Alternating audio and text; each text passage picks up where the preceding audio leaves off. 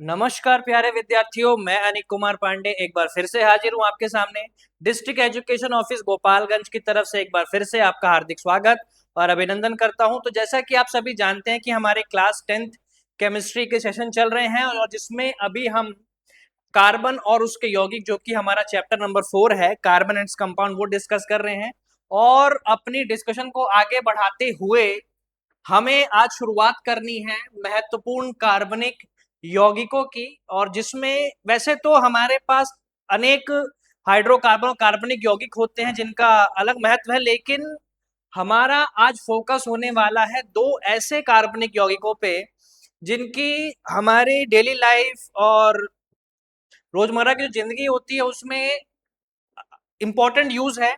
जिसमें हमें बात कर रहा हूँ इथेनॉल और एथेनोइक अम्ल। एज पर हमारे सिलेबस में यहाँ पे ये दो कार्बनिक यौगिक जो आपको स्क्रीन पे दिखाई दे रहे हैं, इथेनॉल और इथेनोइक अम्ल, ये दोनों ही हमारे सिलेबस में काफी इंपॉर्टेंट है और इनके बारे में हमें इनके फिजिकल प्रॉपर्टीज यानी इनके भौतिक गुणधर्म से लेके इनके रासायनिक गुणधर्म को काफी विस्तार डिटेल में हमें आज डिस्कस करना है। तो जैसा कि आप देख पा रहे होंगे स्क्रीन पे कि आज हमें इथेनॉल, जिसका रासायनिक सूत्र यानी केमिकल फॉर्मूला जो होता है C2H5OH होता है, वहीं अगर हम दूसरी तरफ बात करें इथेनोइक अम्ल, जो कि हमारा दूसरा यौगिक है जो आज हमें डिस्कस करना है, उसका रासायनिक सूत्र CH3COOH होता है।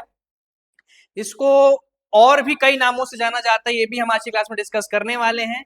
तो अब आज हमें बात करनी है भौतिक गुणों पे, रासायनिक गुणों पे, इनके उपयोगों पे दोनों तरफ। लेकिन यहाँ पे जाने से पहले इन दोनों की संरचना आपको समझनी है, क्योंकि जब हमने प्रकार्यात्मक समूह और समजातीय श्रेणी को जब पढ़ के हम IUPAC नेमिंग नोमेनक्लेचर यानी जो नामकरण पद्धति जब हम वो देख के आए हैं, तो आज हमें एक क्विक रिकैप करके इस पे आगे बढ़ना है। तो हमने ये इनकी स्ट्रक्चर देख, आज हमें डिस्कस करना है दोनों के बारे में। इथेनॉल,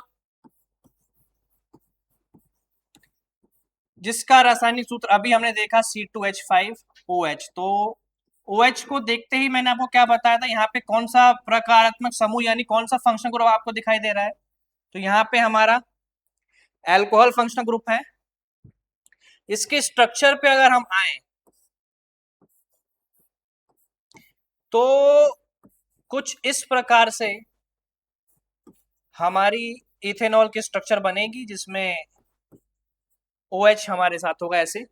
ये है इथेनॉल के स्ट्रक्चर। वहीं अगर हम दूसरी तरफ बात करें और OH की प्रेजेंस के कारण यहाँ पे केवल कार्बन के साथ और OH यानी हाइड्रोक्साइड OH है हमारे पास यहाँ पे, तो ये अल्कोहल ग्रुप को दिखाता है। और इसके लिए हमने आपको बताया था कि इथेन से E हट के OL, जो इसका प्रत्यय यानी इसका सफिक्स जो लगता है वो लग जाएगा, इसी को इथेनॉल या फिर इसी को हम हिंदी में एथनॉल भी लिख सकते हैं,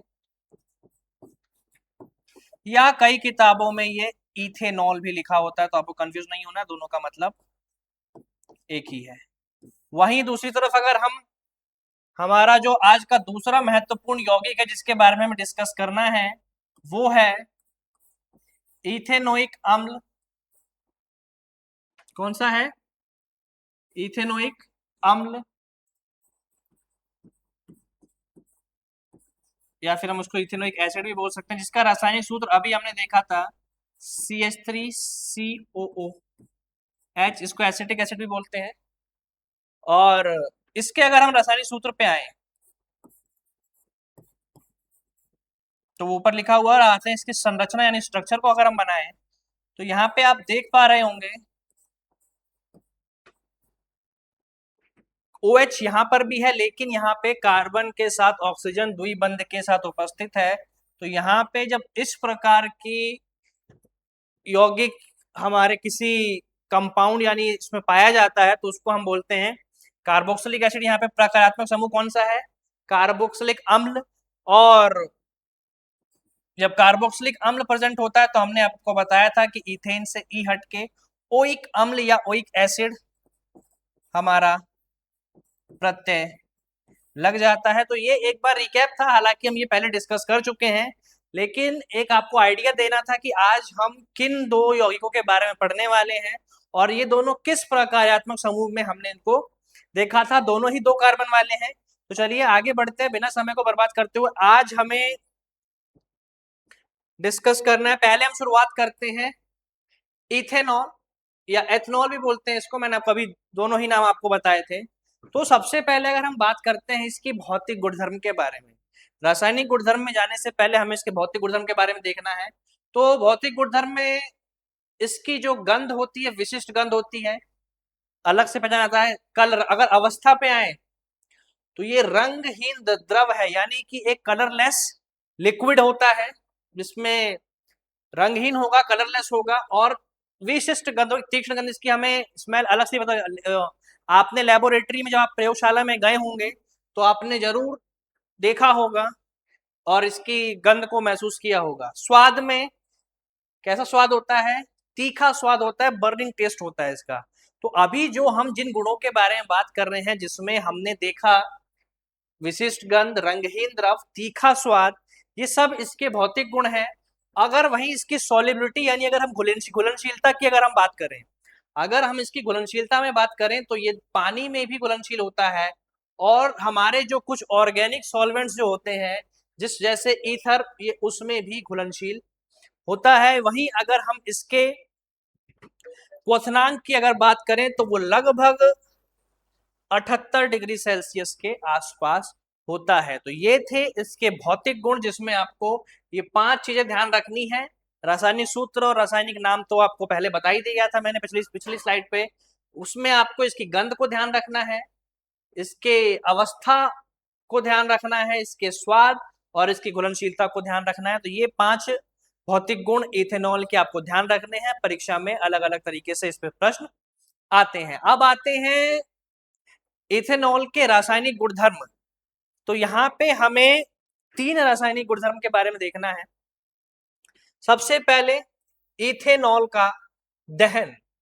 तो इथेनॉल के दहन में आपको ध्यान रखना है कि जब, और दहन के लिए कंबशन, हमने पिछली क्लास में ही मैंने आपको कंबशन के बारे में बताया था और जहां पे हमने देखा था कि एयर यानी सफिशिएंट एयर की जो उपस्थिति में, यानी जो वायु की उपस्थिति में जब इथेनॉल जलेगा तो यहाँ पर जो हमारा धुआं रहित नीली लौ और साथ में कार्बन डाइऑक्साइड और ऊर्जा की कुछ मात्रा हमारे पास रिलीज होगी। और आज की क्लास में ही हम बात करने वाले हैं E20 पेट्रोल और कैसे इथेनॉल का निर्माण होता है, उस पर भी हम आज चर्चा करने वाले हैं। तो फिलहाल दहन आपको समझ के चलना है। यहाँ पे दहन हो गया। दूसरा है सोडियम के साथ अभिक्रिया। सोडियम के साथ अभिक्रिया करके कैसे सोडियम एथोक्साइड बनता है, तो उसमें आपको ये ध्यान रखना है कि जब इथेनॉल, यहाँ पे आप रासायनिक सूत्र देख पा रहे होंगे इथेनॉल का C2H5OH, ये इथेनॉल का रासायनिक सूत्र है। जब इसकी सोडियम के साथ अभिक्रिया कराई जाती है तो हमारे पास एक लवण और हाइड्रोजन गैस रिमूव होती है। तो यहाँ पे ध्यान रखना है, क्योंकि यहाँ से एग्जाम में क्वेश्चन आ सकता है कि जब सोडियम को इथेनॉल के साथ रासायनिक अभिक्रिया कराई जाती है, जब सोडियम और इथेनॉल में रासायनिक अभिक्रिया कराई जाती है तो जो वहां पे गैस मुक्त होती है वो कौन सी गैस है? आपके पास ऑप्शन में होगा कार्बन डाइऑक्साइड, ऑक्सीजन, हाइड्रोजन, इनमें से कोई नहीं। तो आपको ध्यान रखना है कि यहाँ पे जो गैस मुक्त होती है वो है हाइड्रोजन गैस, और साथ ही साथ सोडियम इथॉक्साइड भी फॉर्म होता है, ये आपको ध्यान रखना है। उसके बाद इथेनॉल के ऑक्सीकरण के बारे में हम पिछली क्लासों में पढ़ चुके हैं, हालांकि इसके रासायनिक गुणधर्म का ही हिस्सा है। तो एक बार मैं आपका क्विक रिकैप में करा देता हूं कि जब इथेनॉल को ऑक्सीजन से रिएक्ट करवाएंगे और यहाँ पे हमें ऑक्सीडाइजिंग एजेंट की आवश्यकता होती है, जिसमें जो कि अम्लीकृत K2Cr2O2 भी हो सकता है और क्षारीय KMnO4 भी हो सकता है। और यहाँ पर हमारा जो उत्पाद बनता है वो होता है इथेनोइक अम्ल। इसके बारे में हमने डिस्कस किया था पिछली क्लासों में। तो आपको ध्यान रखना है कि इथेनॉल के ऑक्सीकरण से हम इथेनोइक अम्ल को प्राप्त कर सकते हैं। तो ये थे इसके रासायनिक गुण धर्म, जो इसमें आपको ध्यान रखने हैं। तीनों ही काफी इंपॉर्टेंट है और इन पे अलग अलग तरीके से परीक्षा में प्रश्न आ सकते हैं। अब आते हैं इथेनॉल के उपयोग पे कि हमारी डेली लाइफ में इथेनॉल कहाँ कहाँ इस्तेमाल किया जा सकता है। तो सबसे पहला और इम्पोर्टेंट यूज है इसका, एक उत्कृष्ट विलायक है। यानी कि जो इथेनॉल होता है वो एक एक्सीलेंट सॉल्वेंट होता है। उत्कृष्ट विलायक है मतलब चीजों को आसानी से घोल लेता है, विलायक है। क्योंकि हमने कक्षा 9 में विलेय और विलायक के बारे में पढ़ा है। तो विलायक अपने अंदर विलेय की अधिक मात्रा को आसानी से घोल लेता है, और यहाँ पे उदाहरण आपको पेंट और वार्निश यहाँ पे दिखाई दे रहा है। वहीं इसकी दूसरी उपयोग की अगर हम चलें, अगर इसके दूसरे उपयोग की तरफ चलें तो दवाओं में भी इसका इस्तेमाल किया जाता है। और हम सभी ने टिंचर ऑफ आयोडीन के बारे में सुना है। कई प्रकार के कफ सिरप और टॉनिक में भी इसका इस्तेमाल किया जाता है। कभी भी अगर आप कोई कफ सिरप लेकर आ रहे हैं तो अगर वो किन किन चीजों से मिलके बना है, अगर आप उसकी बोतल पे उसको देखेंगे तो आपको वहां पे इथेनॉल देखने को मिल सकता है। और कफ सिरप बनाने में भी इथेनॉल का इस्तेमाल बड़ी मात्रा में किया जाता है। आयोडीन टिंचर के बारे में मैंने बता दिया आपको। उसके बाद ये तो अभी करंट न्यूज में है, ईंधन के रूप में भी, ईंधन के रूप में भी। और आजकल आप देख भी रहे होंगे कि न्यूज में पेट्रोल काफी चर्चा में था, जिसमें पेट्रोल में इथेनॉल के इस्तेमाल, जिसको E20 बोला जा रहा है, वो काफी चर्चा, किस प्रकार से मिलाया जाता है, किसका इस्तेमाल होता है, कैसे गन्ने का इस्तेमाल होता है, वो आज की क्लास में हम आगे बात करने वाले हैं। फिलहाल आपको इथेनॉल के उपयोग में ध्यान रखना है कि इथेनॉल का इस्तेमाल ईंधन के रूप में भी किया जा सकता है। कैसे किया जा सकता है? पेट्रोल में इथेनॉल की कुछ मात्रा, अब वो 10 E10 भी हो सकता है, E20 10% भी हो सकता है, 20% भी हो सकता है, कुछ मात्रा मिला के हम ईंधन के रूप में भी, जिसको हम पावर अल्कोहल बोलेंगे, इसकी तरह भी इथेनॉल का इस्तेमाल किया जा सकता है। तो आपको ध्यान रखना है कि ईंधन के रूप में भी इथेनॉल का इस्तेमाल होता है। और वहीं अगर हम चौथे और आखिरी यूज की तरफ चलें इथेनॉल के, तो औद्योगिक कच्चे माल में कई कार्बनिक यौगिकों के निर्माण में भी इथेनॉल का उपयोग किया जाता है, जिसमें हमने अभी जब रासायनिक गुण में देखा तो इथेनोइक अम्ल को बनाने में इथेनॉल का इस्तेमाल हमने एक तो ऊपर ही देख लिया है। इसी प्रकार और भी कई कार्बनिक यौगिकों को बनाने में इथेनॉल का इस्तेमाल होता है। आज ही की क्लास में हम आगे एस्टरीकरण अभिक्रिया के बारे में जब पढ़ेंगे तो वहां पे भी हम इथेनॉल के इस्तेमाल को देखने वाले हैं। अब आते हैं इथेनॉल के प्रभाव और सुरक्षा, कितना सुरक्षित है और इसके क्या क्या प्रभाव हो सकते हैं, एक बार इस पे बात करते हैं। तो सबसे पहले हम सभी ने अल्कोहलिक पेय पदार्थ यानी जो अल्कोहलिक बेवरेजेस होते हैं उसके उपभोग के बारे में सुना है, और उनके हानिकारक प्रभाव भी, दुष्प्रभाव भी शरीर पर हमने देखे, और आज उनके उसके बारे में हम डिस्कस भी करने वाले हैं। तो सबसे पहले प्रभाव क्या है? जो अल्कोहलिक पेय होते हैं, उपभोग स्वास्थ्य के लिए हानिकारक होता है।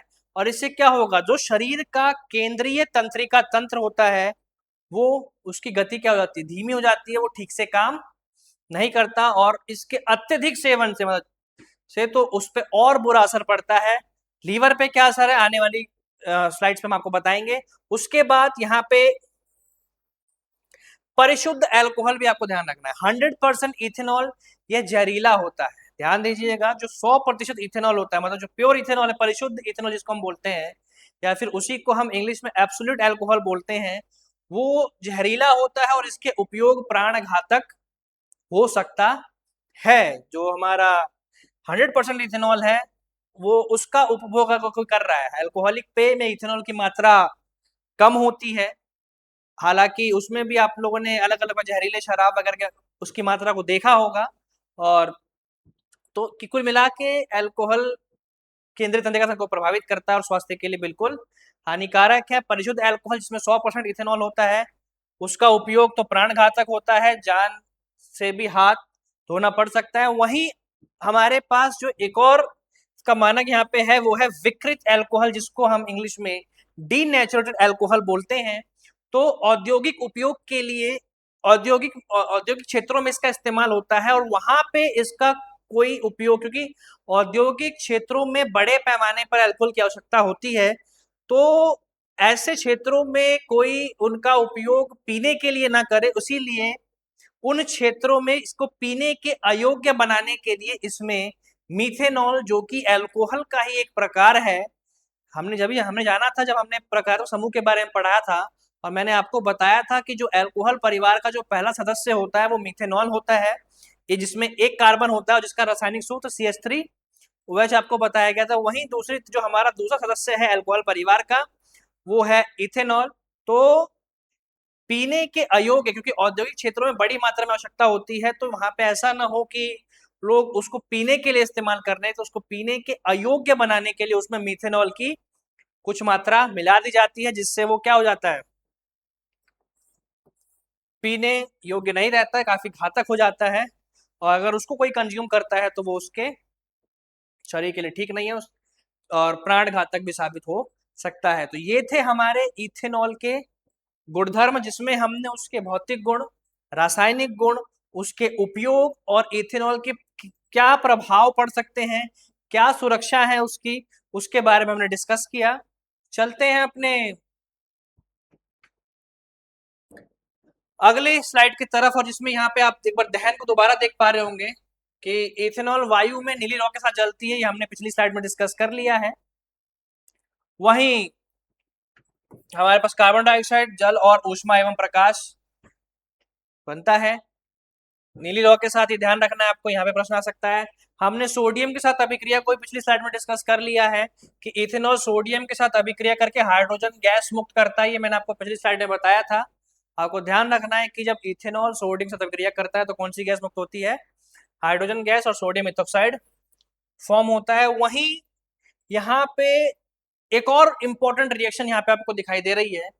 ऑक्सीकरण को तो मैंने आपको पिछली स्लाइड में बता दिया था, लेकिन पिछली स्लाइड में हमने डिस्कस नहीं किया है तो इथेनॉल का निर्जलीकरण, या फिर इसी को हम इंग्लिश में बोलते हैं डिहाइड्रेशन ऑफ अल्कोहल। तो जैसा कि आप यहाँ पे देख पा रहे होंगे,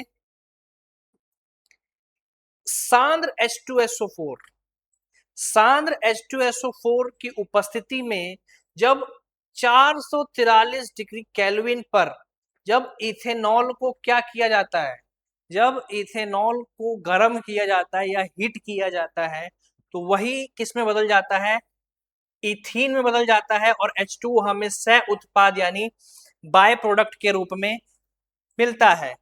तो अब ये रासायनिक अभिक्रिया कैसे होती है, एक बार इसको हम देख लेते हैं फटाफट से। तो ये है, आप समझ लीजिए कि हमारे पास ये इथेनॉल है,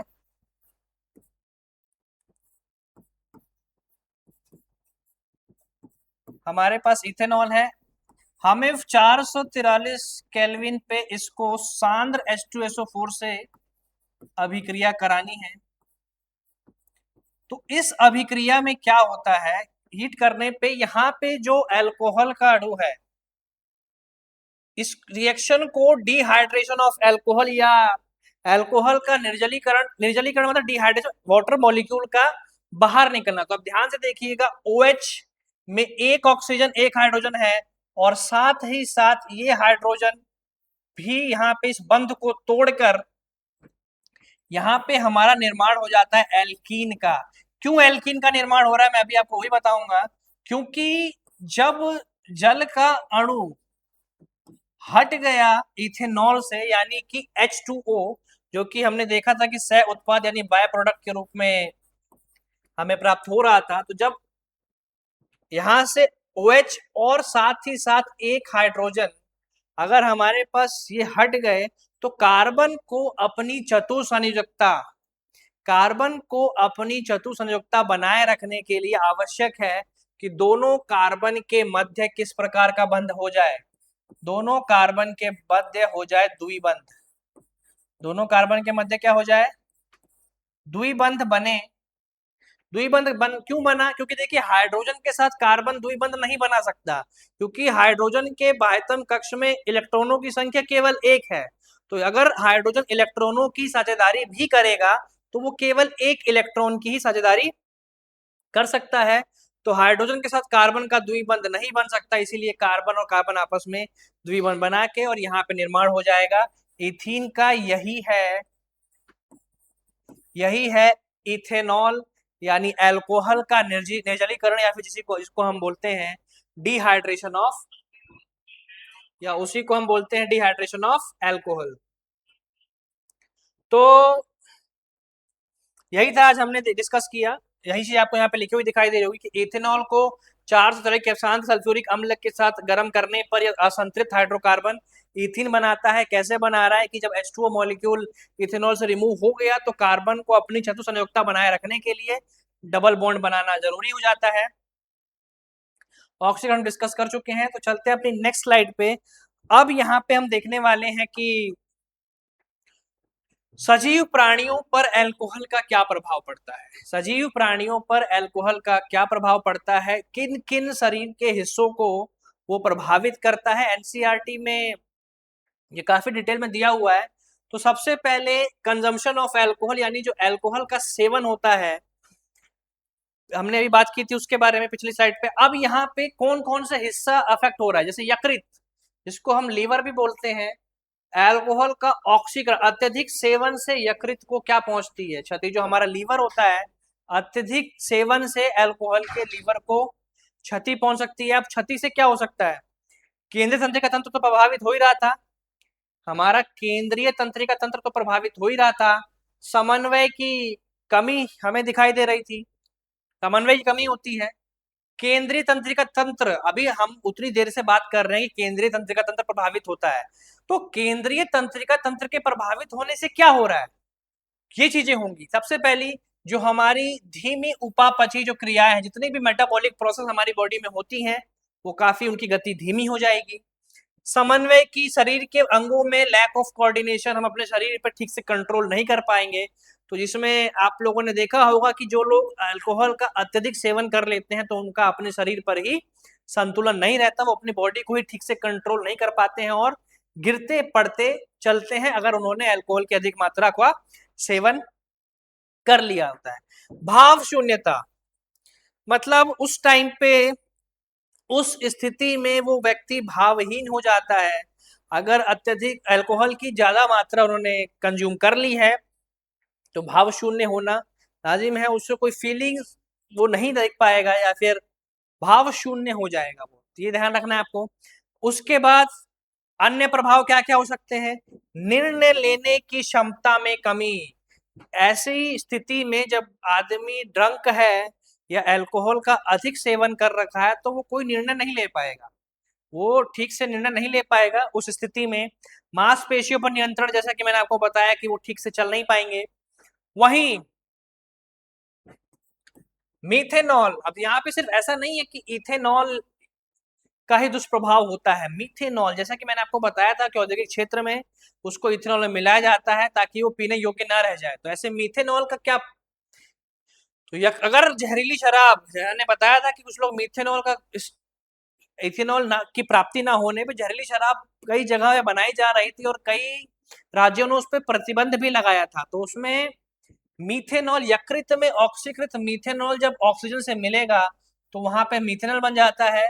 अब इसका क्या हो सकता है, जीव द्रव्य का स्कंदन हो जाएगा, यानी प्रोटोप्लाज्म का जमना, जैसे अंडा उबल जाता है ठीक उसी प्रकार प्रोटोप्लाज्म भी जम जाएगा और चाक्षुष तंत्रिका तंत्र प्रभावित होगा और अंधेपन की स्थिति भी बन सकती है। क्या हो सकती है, क्योंकि वो हमारे ऑप्टिक नर्व, यानी जो हमारे आंखों में ऑप्टिक नर्व होता है उसको अफेक्ट करता है, तो ब्लाइंडनेस यानी अंधेपन की स्थिति भी आ सकती है। चलते हैं अपनी अगली स्लाइड पे। तो मैंने जैसा कि आपको बताया था कि आज हम ये भी डिस्कस करेंगे कैसे ईंधन के रूप में अल्कोहल का इस्तेमाल किया जाता है। तो सबसे पहले अल्कोहल के निर्माण में गन्ना बड़ी मात्रा में इस्तेमाल हो रहा है और अभी आप न्यूज में देख भी रहे हैं, करंट में चीनी के दाम भी न्यूज में न्यूज की सुर्खियां बने हुए हैं, न्यूज चैनल्स पे आप देख रहे होंगे कि चीनी के दाम भी बढ़े क्योंकि गन्ने का इस्तेमाल इथेनॉल बनाने में भी किया जाता है।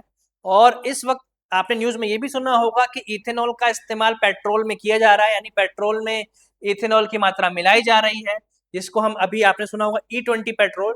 तो हमें यही देखना है कि किस प्रकार गन्ने से इथेनॉल यानी अल्कोहल बनाया जा रहा है और उसका इस्तेमाल पेट्रोल में किया जा रहा है। तो सबसे पहले हमें ये ध्यान रखना है कि जो गन्ना है एक बहुत ही उत्तम स्रोत है किस चीज का, इथेनॉल के निर्माण के लिए। क्यों, क्योंकि गन्ना जो है वो सूर्य के प्रकाश की ऊर्जा को आसानी से रासायनिक ऊर्जा में परिवर्तित कर देता है। किस तरीके से करता है, आप यहाँ पे इसके स्रोत एवं उत्पादन यहाँ पे देखेंगे तो गन्ना, गन्ने का जो शीरा होता है, जूस, शीरा जूसी को बोलेंगे गन्ने को, जो गन्ने का शीरा होगा उसका फर्मेंटेशन यानी किण्वन यीस्ट द्वारा कराया जाता है। किसके द्वारा? यीस्ट द्वारा। और आसवन स्तंभ, यहाँ पे ये पूरा सेटअप होता है इसका आसवन स्तंभ में। और उसके बाद आसवन विधि यानी डिस्टिलेशन के द्वारा हमें इथेनॉल या उसी को हम इथाइल अल्कोहल भी बोलते हैं, वो हमें प्राप्त होता है। तो ये विधि है किस प्रकार गन्ने से शीरा और शीरे को फर्मेंटेशन के द्वारा डिस्टिलेशन इस प्रक्रियाओं का इस्तेमाल करते हुए वो हमारा इथेनॉल में परिवर्तित हो जा रहा है। तो आपको यहाँ पे ध्यान क्या रखना है कि गन्ने के शीरे से फर्मेंटेशन यानी किण्वन विधि के द्वारा और आसवन विधि का प्रयोग करते हुए हमें इथेनॉल प्राप्त हो जाता है। और उस इथेनॉल को हम पेट्रोल में कुछ हद तक मिलाकर, अभी आपने न्यूज में सुना होगा कि 100% पेट्रोल में मतलब अगर हमें अगर 100 ml सपोज अगर 100 ml हमारे पास पेट्रोल है तो उसमें 20 ml इथेनॉल और 80 ml पेट्रोल मिला के, जो पेट्रोल अभी यूज किए मतलब अभी सुर्खियों में है E20 पेट्रोल का इस्तेमाल हो रहा है, तो इथेनॉल का इस्तेमाल भी ईंधन के रूप में किया जाता है।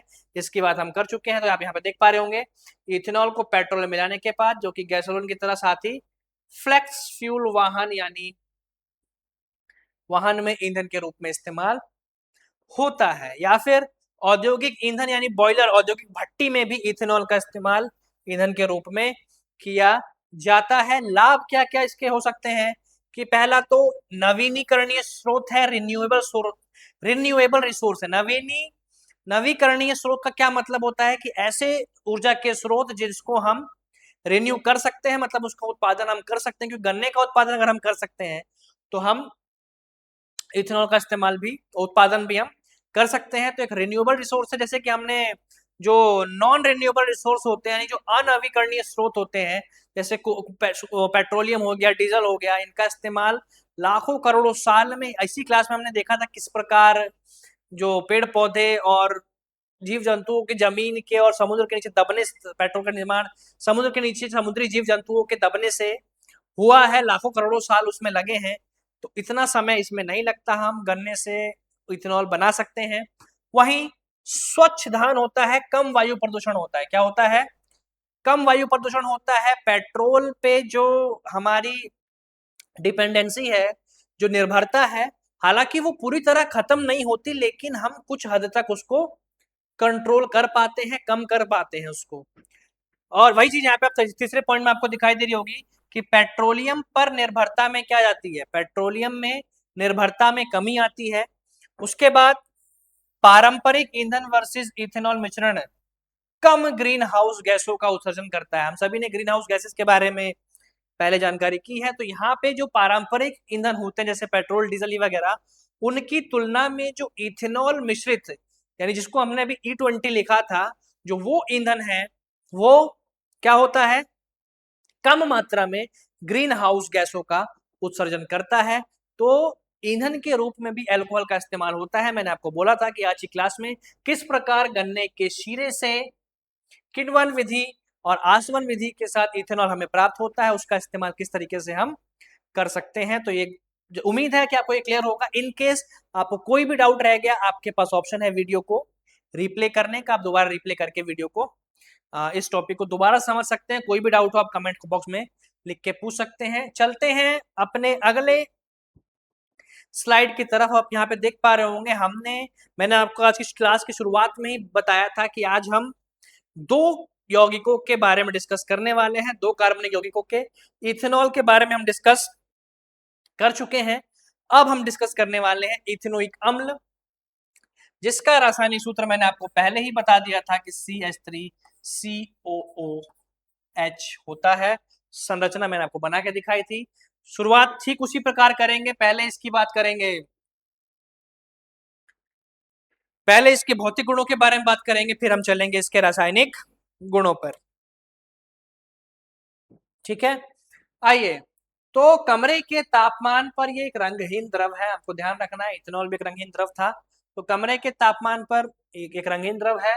शुद्ध इथेनोइक अम्ल जो होता है वो 290 केल्विन, या अगर सेल्सियस स्केल में बात करें तो 17 डिग्री सेल्सियस पर जम जाता है। जमने के कारण, इसीलिए इसे ग्लेशियल एसिटिक अम्ल भी कहा जाता है।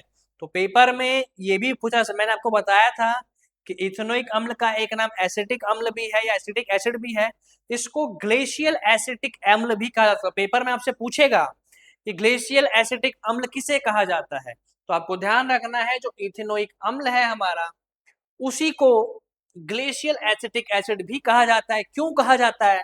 क्योंकि शुद्ध इथेनोइक अम्ल जो होता है वो 17 डिग्री सेल्सियस पर जम जाता है, तो इसीलिए हम इसको ग्लेशियल एसिटिक एसिड भी कह सकते हैं। और इसके बर्फ जैसे क्रिस्टल भी इसके बन सकते हैं, जिसे हम शुद्ध अम्ल बोलेंगे। मौसम में जम सकता है तापमान में कमी आने की वजह से। अब हम इसकी गंध की अगर बात करें तो तीक्ष्ण गंध होती है इसकी। हम सभी ने सिरके का इस्तेमाल किया है, सिरके का इस्तेमाल किया है, तो यहाँ पे इसकी तीक्ष्ण गंध होती है, सिरके जैसी गंध, क्योंकि सिरके में भी 5 से 8% या 3 से 4%, देखिए अलग अलग डाटा है, वैल्यू लगभग मान के चलिए 3 से 8%। हालांकि एनसीईआरटी का डाटा आपको दिया है कि सिरके में लगभग 3 से 4% इथेनोइक अम्ल पाया जाता है। सिरके में 3 से 4% एसिटिक अम्ल या इथेनोइक अम्ल पाया जाता है। हालांकि कहीं कहीं 5 से 8% इथेनोइक अम्ल का भी इस्तेमाल होता है, तो आपको कंफ्यूज नहीं होना है। अगर आपसे परीक्षा में पूछेगा कि सिरके में कितने प्रतिशत इथेनोइक अम्ल का इस्तेमाल होता है, तो अगर ऑप्शन में 3 से 4% दिया है तो आपको 3 से 4% जाना है। क्यों? क्योंकि एनसीईआरटी की जो बुक है उसमें 3 से 4% डाटा हमें गिवन है, और इन केस हमें कई किताबों 5 से 8% सिरके में इथेनोइक अम्ल का इस्तेमाल भी देखने को मिलता है, तो आपको इसको भी ध्यान रखना है। स्वाद में कैसा होता है? खट्टा होता है, और विभिन्न प्रकार के खाद्य पदार्थ से चाउमीन वगैरह में सिरके का इस्तेमाल आप सभी ने देखा होगा, स्वाद में खट्टा होता है। वहीं अगर इसकी विलेयता पे बात करें तो जिस प्रकार जो हमारा इथेनॉल था, अभी जो हमने पिछला कार्बनिक यौगिक हमने देखा इथेनॉल, उसकी जल में घुलनशील था वो भी, तो यहाँ पे जो इथेनोइक अम्ल है ये भी जल में पूर्णतः विलेय होता है। वहीं दूसरी तरफ हमने जब कुछ ऑर्गेनिक सॉल्वेंट, जो कुछ कार्बनिक विलायकों की बात की थी, तो वो ईथर के केस में इथेनॉल सॉल्युबल था यानी विलेय था।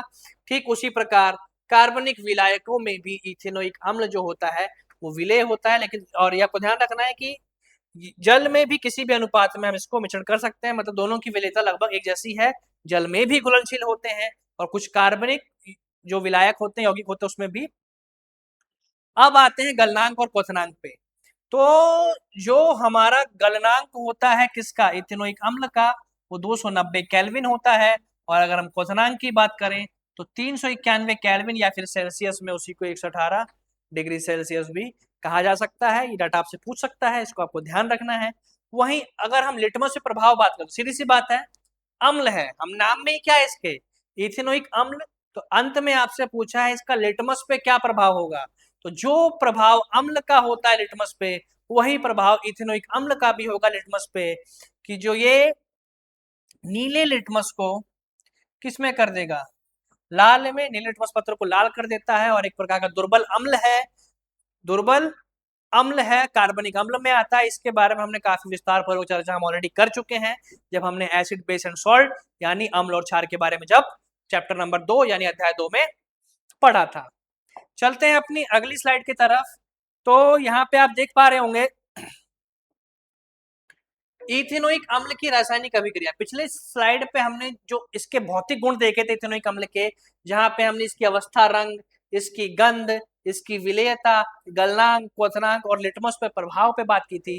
तो अब हम बात करने वाले हैं इथेनोइक अम्ल की रासायनिक अभिक्रियाओं पे। तो इसकी बहुत ही इंपॉर्टेंट रासायनिक अभिक्रिया एस्टरीकरण, एस्टरीकरण अभिक्रिया परीक्षा में अलग अलग तरीके से पूछी जाती है। तो एस्टरीकरण में ध्यान रखना है, जो दो कार्बनिक यौगिक आज हम पढ़ रहे हैं, इथेनॉल और इथेनोइक अम्ल, इस अभिक्रिया में इन्हीं दोनों का इस्तेमाल होता है। तो जैसा कि आप यहाँ पे देख पा रहे होंगे कि यहाँ पे आपको इथेनोइक अम्ल दिखाई दे रहा है और यहाँ पे आपको इथेनॉल दिखाई दे रहा है। एक प्रबल अम्ल की उपस्थिति में जब कार्बोक्सिलिक एसिड यानी इथेनोइक अम्ल अल्कोहल यानी इथेनॉल से एक प्रबल अम्ल की उपस्थिति में अभिक्रिया करता है, तो यहाँ पर जो हमें उत्पाद प्राप्त होता है उस उत्पाद को हम एस्टर बोलते हैं। एस्टर क्या है? तो देखिए, हमने कुछ प्रकार्यात्मक समूह यानी कुछ फंक्शनल ग्रुप को हमने डिस्कस किया था, जिसमें हमने haloalkane, alcohol, aldehyde, carboxylic acid और ketone as per class 10th NCERT का सिलेबस, ये 5 से 6 फंक्शनल ग्रुप हमने डिस्कस किए थे। ठीक उसी प्रकार एस्टर भी एक प्रकार का फंक्शनल ग्रुप यानी प्रकार्यात्मक समूह होता है। क्या पहचान है इसकी, मैं आपको बता देता हूं। आर ग्रुप से आप सभी परिचित हैं। आर एक एल्काइल ग्रुप होता है, मैंने आपको पिछली क्लासों में बताया है।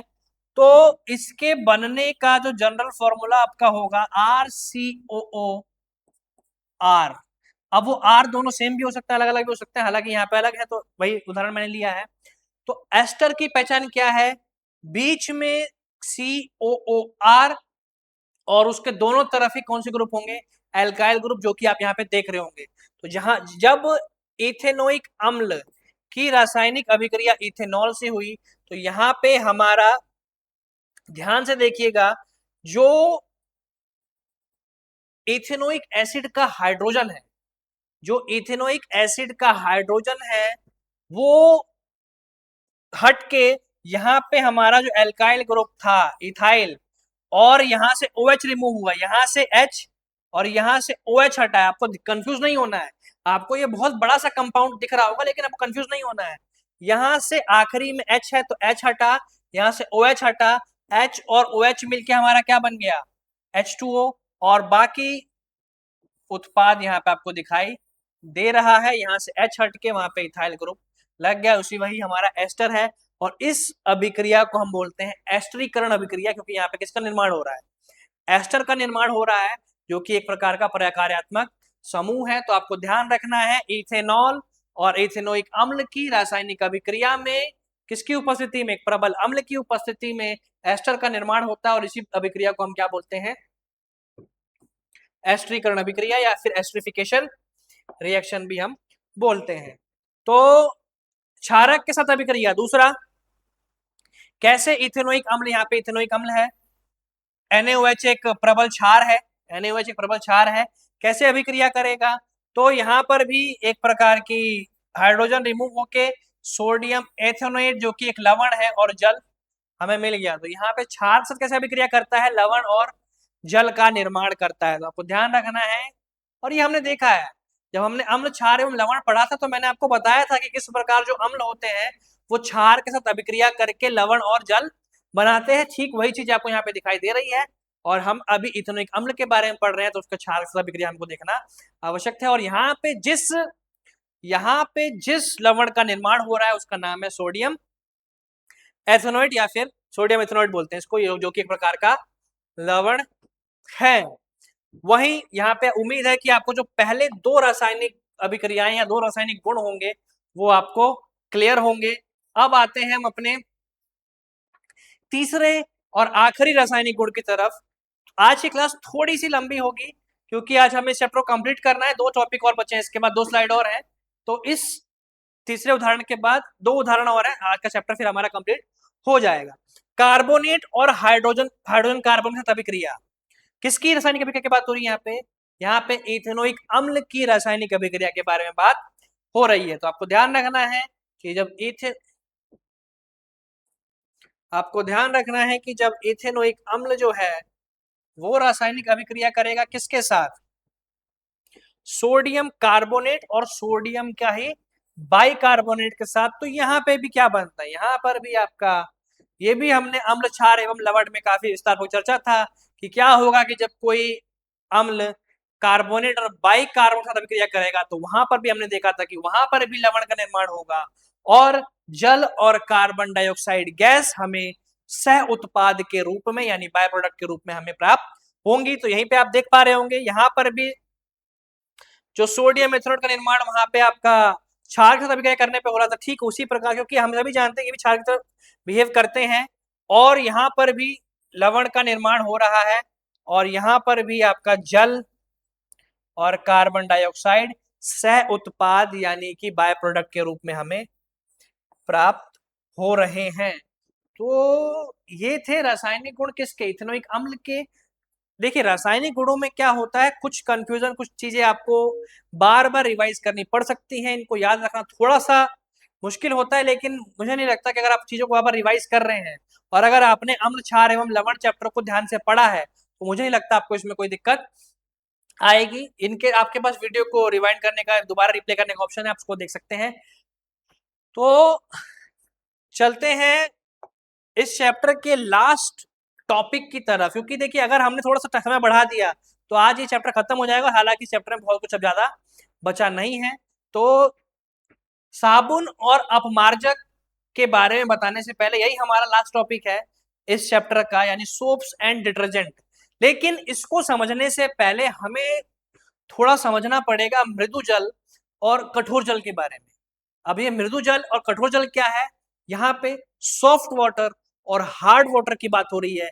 अब ये सॉफ्ट वाटर, हार्ड वाटर यानी मृदु जल और कठोर जल क्या है, पहले मैं आपको ये स्पष्ट कर देता हूं, क्योंकि साबुन और अपमार्जक को समझाने में इनका इस्तेमाल होने वाला है। तो सबसे पहले आपको ये ध्यान रखना है कि मृदु जल यानी जो सॉफ्ट वाटर होता है, जो उसके उदाहरण क्या क्या है।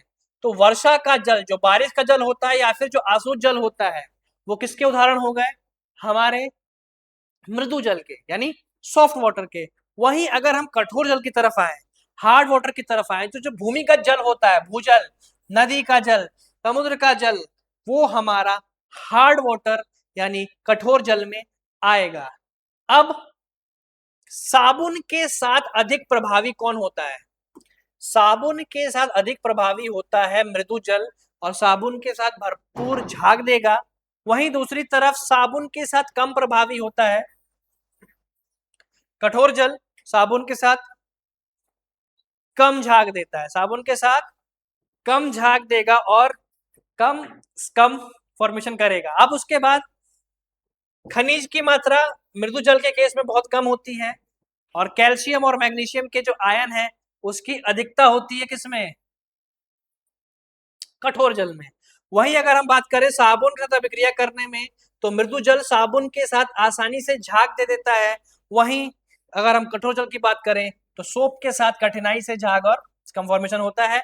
घरेलू उपयोग, कपड़े धोने और नहाने के लिए उत्तम जल होता है कौन सा जल, यहाँ पे हम मृदु जल की बात कर रहे हैं कि घरों में अगर हमें कपड़े धोने के लिए इस जल का इस्तेमाल करना है, नहाने के लिए इस्तेमाल करना है, तो मृदु जल उस काम के लिए बिल्कुल ही उत्तम है। वहीं अगर हम कठोर जल यानी अगर हार्ड वाटर की बात करें, जिसके मैंने सोर्स आपको पहले ही ऊपर बता दिए हैं, अगर इनकी बात करें तो ये दोनों के लिए हानिकारक होते हैं।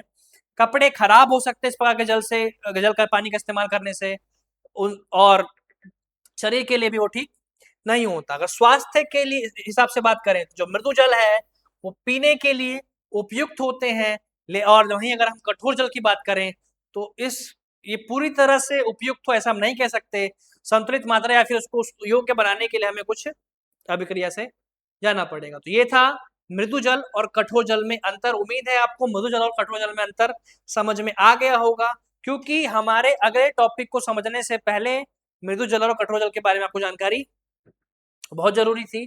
तो हमारा लास्ट टॉपिक है साबुन और अपमार्जक। हम सभी ने सोप्स एंड डिटर्जेंट के बारे में हम इस्तेमाल करते हैं अपनी डेली लाइफ में, पर किन चीजों से ये बने होते हैं, क्योंकि अब हम कार्बनिक यौगिकों के बारे में पढ़ चुके हैं। तो जैसा कि हमारा विज्ञान का उद्देश्य ही क्या होता है कि हमें जो भी हमारे टॉपिक उसको हमारी डेली लाइफ यानी जो रोजमर्रा की जो हमारी जिंदगी है उससे जोड़ते हुए हमें, क्योंकि अब हम कार्बनिक यौगिकों के बारे में पढ़ चुके हैं तो हमारी डेली लाइफ में उनका कहाँ कहाँ इस्तेमाल है। हम सभी सोप्स और डिटर्जेंट लंबे समय से इस्तेमाल कर रहे हैं, हमारे घरों में भी इस्तेमाल होता है। तो अब उसमें कैसे कार्बनिक यौगिक उपस्थित हैं, किस तरह काम करते हैं, वो हमें देखना है। तो सब हम साबुन और अपमार्जक यानी डिटर्जेंट, इसको सबने देखा होगा। अब आते हैं इनके काम पे, किस तरीके से काम करते हैं, किस प्रकार मिशेल फॉर्मेशन होता है, मिशेल का निर्माण होता है, वो भी हम देखेंगे। तो सबसे पहले पहचान क्या है, साबुन और अपमार्जक क्या पहचान है, किन प्रकारात्मक समूह या कैसे हम इनको पहचानेंगे किन यौगिकों की उपस्थिति से।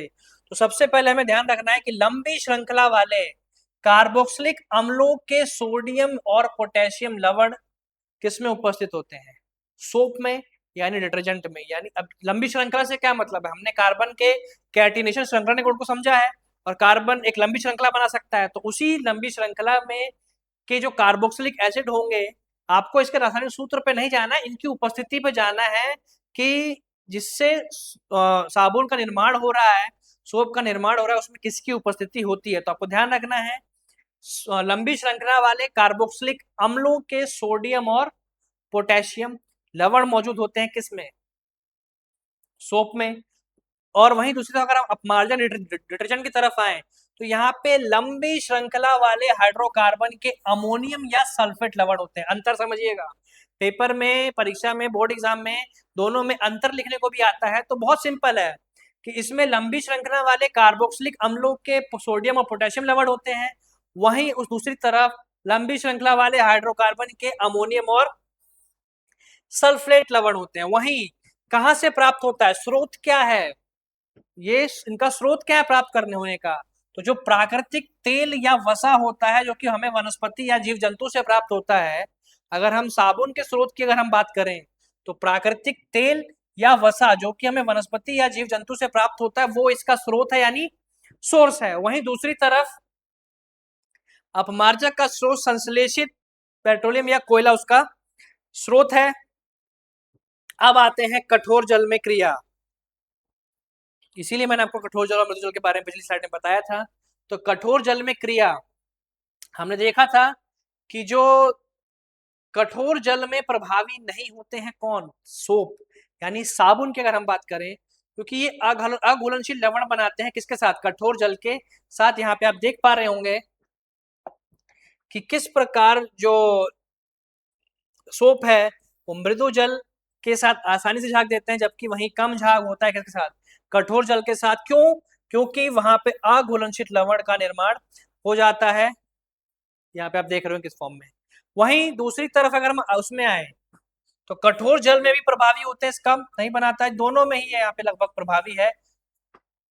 और अपमार्जन अगर क्षमता की अगर हम बात करें तो कठोर जल में इनकी अपमार्जन क्षमता कम होती है। किसकी बात हो रही है यहाँ पे, साबुन की बात हो रही है। ऐसा नहीं है कि वो झाग नहीं बनेगा, लेकिन मात्रा कम होगी। तो अपमार्जन क्षमता यानी जो सफाई वाली जो क्षमता है वो कम होगी कठोर जल में, किसकी, साबुन की। वहीं अपमार्जक की मृदु जल में तो होती ही होती है, प्लस साथ ही साथ कठोर जल में भी इसकी जो अपमार्जन क्षमता है वो अधिक होती है। वहीं अगर हम अंतिम जैव अपघटन के बात अगर हम करें तो जो साबुन है वो पूर्णतः जैव अपघटनीय है, वहीं कुछ अपमार्जक जो होते हैं वो जैव अपघटनीय नहीं होते या फिर उनका जैव अपघटन हम आसानी से नहीं कर सकते हैं। यहाँ पे उदाहरण आपको दिखाई दे रहे होंगे। तो अब हम एज पर एनसीईआरटी हमारे पास किस प्रकार साबुन या अपमार्जक जो होते हैं किस प्रकार मैल या गंदगी को कपड़ों से हटाते हैं, उसके पीछे की क्या वजह है वो हम अब देखने वाले हैं मिशेल फॉर्मेशन के साथ ही। तो सबसे पहला प्रश्न ये है कि मिशेल है क्या। तो ये सबसे पहले आपको ध्यान रखना है कि ये साबुन का अणु होता है, सोप मॉलिक्यूल यहाँ पे आपको दिखाई दे रहा है। और इसकी संरचना कुछ इस प्रकार होती है, जिसमें आप देख पा रहे होंगे आगे की तरफ वृत्ताकार गेंद की तरफ, पीछे धागे जैसी संरचना है, थ्रेड लाइक स्ट्रक्चर है। तो अब इसमें दो सिरे आपको दिखाई दे रहे हैं, दोनों ही सिरे मतलब इसके जो दोनों पॉइंट है, अगर हम टॉप और बॉटम पॉइंट की अगर हम बात करें, दोनों ही अलग अलग हैं। और दोनों का नेचर होता है, जो दोनों का नेचर होता है वो भी क्या होता है, दोनों का नेचर भी अलग अलग होता है। तो सबसे पहले ये ध्यान रखना है, तो इसका ऊपरी हिस्सा यहाँ पे आपको दिखाई दे रहा है, ये जल रागी सिरा है, वाटर लविंग है, या फिर इसको हाइड्रोफिलिक हेड भी हम बोलते हैं। क्या बोलते हैं, जलरागी सिरा, वाटर लविंग या फिर हाइड्रोफिलिक हेड। मतलब एक तरह का हेड टेल की अगर हम बात करें तो जो इसका ऊपरी हिस्सा जिसको हम हेड बोल सकते हैं वो जलरागी होता है, हाइड्रोफिलिक होता है। वहीं अगर हम इसके निचले सिरे की अगर हम बात करें तो वो जल विरागी पूंछ या हाइड्रोफोबिक टेल। तो फोबिया से हमें ध्यान रखना है, हमने अंग्रेजी में जाना है कि फोबिया मतलब एक प्रकार का डर, तो हाइड्रोफोबिक टेल का क्या मतलब है कि जो इसका पूंछ यानी जो पूंछ वाला हिस्सा जो होता है वो जल विरागी होता है, मतलब वो जल से दूर भागेगा। अब इसकी संरचना हमने देख ली, अब इसका काम देखते हैं। सबसे पहले पानी में ये कुछ इस प्रकार से स्ट्रक्चर बनाता है। जो जलरागी सिरा है वो बाहरी सतह पे होता है। जलरागी मतलब यहाँ पे हाइड्रोफिलिक हिस्से की बात हो रही है, क्योंकि अगर वो हाइड्रोफिलिक है तभी तो वो पानी के संपर्क में बाहर की तरफ रहेगा, और जो हाइड्रोफोबिक है यानी जो जल विरागी पूंछ वाला हिस्सा है वो अंदर की तरफ रहेगा, जल से दूर। और इस प्रकार से कई प्रकार के मिश्रण का निर्माण होता है, जिसमें आप देख पा रहे होंगे कि जो जलरागी सिरा है वो आपको बाहर की तरफ सब में जो नीला वाला हिस्सा देखिएगा, जो नीला वाला हिस्सा है वो पूरी तरीके से जलरागी सिरा, जिसको हम हाइड्रोफिलिक हेड बोलते हैं। और वहीं दूसरी तरफ जो जल विरागी यानी जो हाइड्रोफोबिक टेल है वो आपको अंदर की तरफ दिखाई दे रहा होगा। अब आते हैं आगे क्या, साबुन की साफ सफाई क्या क्रिया विधि है। सबसे पहले साफ सफाई के लिए तेलीय मैल अगर किसी कपड़े पे है तो साबुन उसमें घोला जाता है, डिसोल्यूशन। अब क्या होगा, वो उस मैल के चारों तरफ इस प्रकार चला जाएगा, मिशेल का निर्माण होगा। जल के अंदर क्या होगा, मिशेल का निर्माण होगा, और वो मैल को कुछ इस प्रकार से घेर लेते हैं। यहाँ पे मैल को कुछ इस प्रकार से घेर लेंगे, आप यहाँ पे देख पा रहे होंगे। क्यों हाइड्रोफिलिक और हाइड्रोफोबिक ध्यान रखना है आपको इसमें। जल रागी और जल विरागी जो